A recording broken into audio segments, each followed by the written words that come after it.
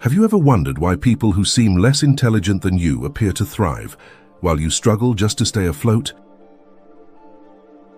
Why is that one guy you know, the one who barely finished school, now drives the car you've always dreamed of, while you, with all your education and knowledge, still feel trapped in the same financial limitations? Maybe you're hearing this at a moment when that question is echoing louder than ever in your mind.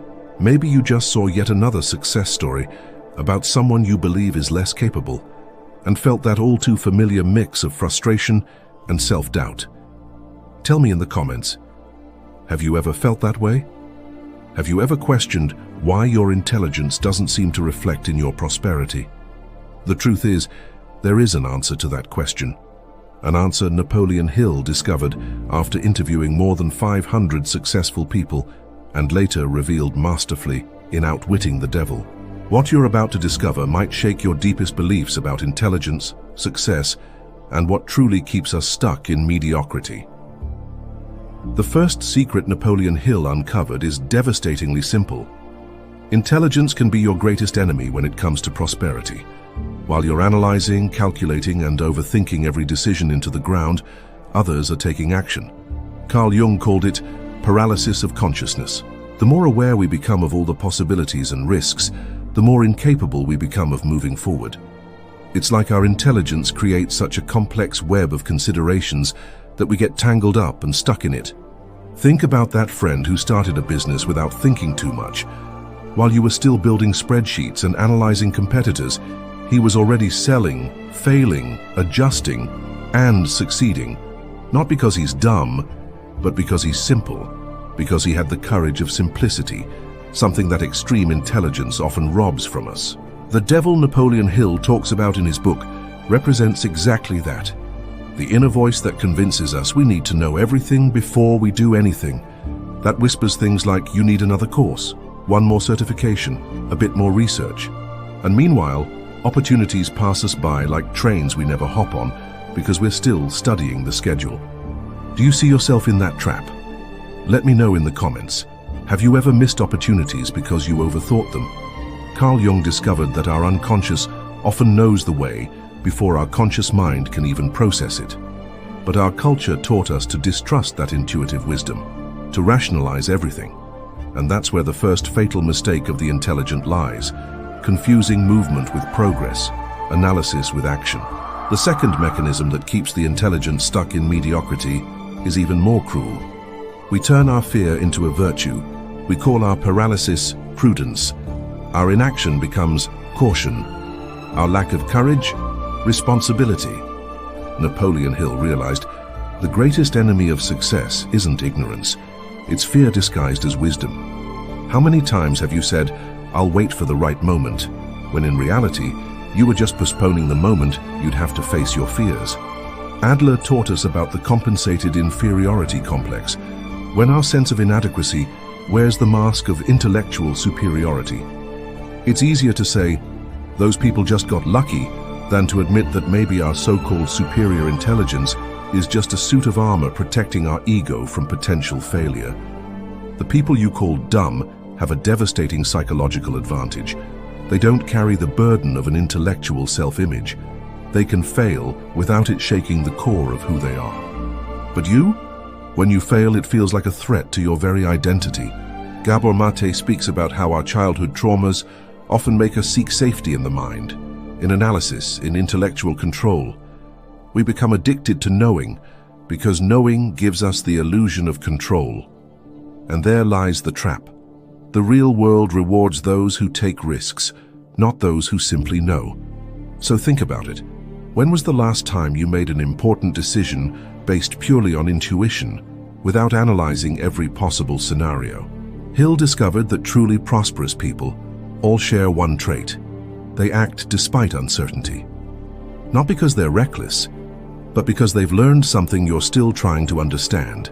Action corrects more mistakes than inaction ever prevents. The great irony?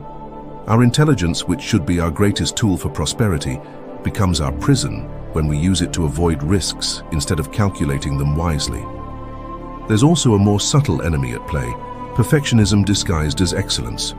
While others release good enough products and improve them along the way, you're still waiting for the perfect version that never comes. Jung spoke of the shadow of the perfectionist, that part of us that would rather not try than try and be imperfect. It's a defense mechanism of the ego that has become our biggest saboteur.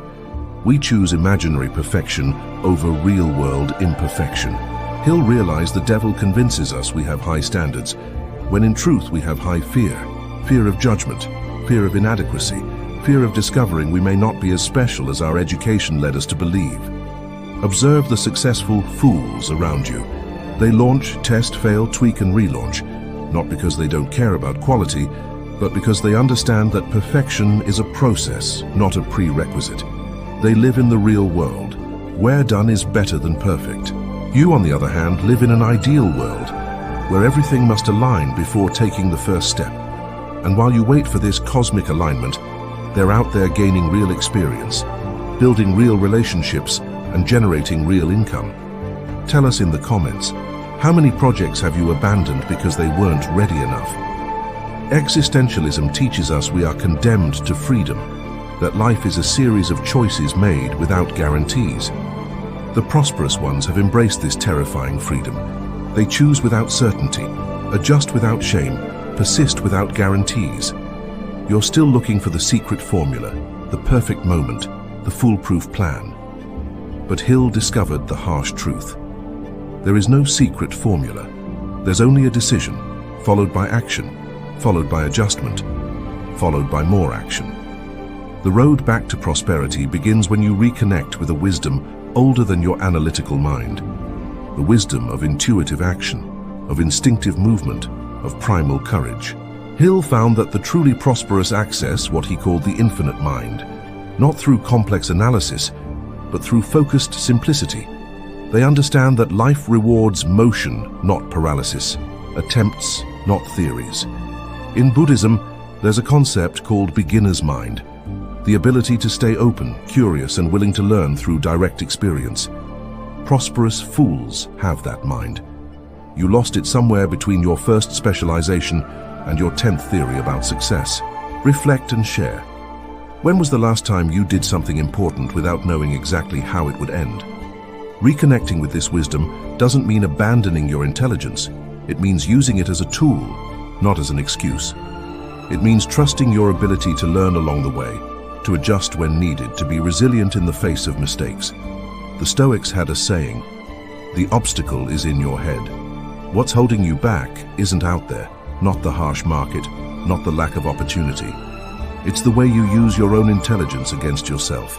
Gabor Maté reminds us that healing is returning to who we were before we learned to be who we thought we had to be. Maybe it's time to return to that part of you who dreamed big and acted without asking permission from your analytical mind. Prosperity is waiting, on the other side of your fear disguised as intelligence, on the other side of your paralysis disguised as prudence, on the other side of your golden mental prison built on self-image. The truth Napoleon Hill discovered is both liberating and terrifyingly simple. You don't need to be less intelligent to prosper. You just need to be braver than your intelligence wants you to be. But what about those so-called dumb people who are prospering? They're not dumb. They just never let their intelligence become their cage. They act, they adjust, they persist, they live in the real world. While you remain trapped in the ideal world of infinite possibilities and calculated risks, until paralysis takes over. Before you finish this video, tell us in the comments, what's the first concrete action you'll take after watching this? Not a plan, not an intention, an action. Your intelligence is a gift, but like all gifts, it can be a blessing or a curse, depending on how you use it. Use it to calculate risks wisely, not to avoid them entirely. Use it to learn quickly from mistakes, not to avoid making them. This world is full of intelligent, broke people and simple, prosperous ones.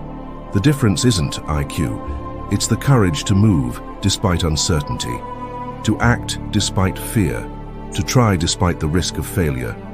Remember, life belongs to the brave, not the intelligent, and you can be both. Your next action matters more than your next analysis.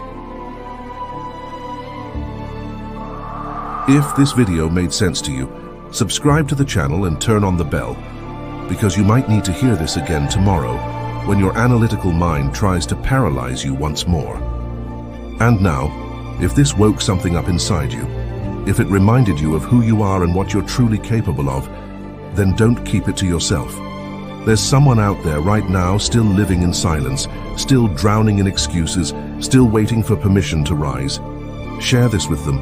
Be the reason they wake up too. And if you're tired of surface-level thinking, tired of the noise, the excuses, the sleepwalking through life, then take your seat. This isn't just a channel. It's a circle around the fire. A place for those who are done being average and ready to rise. Here, we don't just talk about growth, we burn for it. So take your seat at the fire. Subscribe, not just to content, but to the mindset, the mission, the movement. Let them scroll. Let them sleep. You build empires.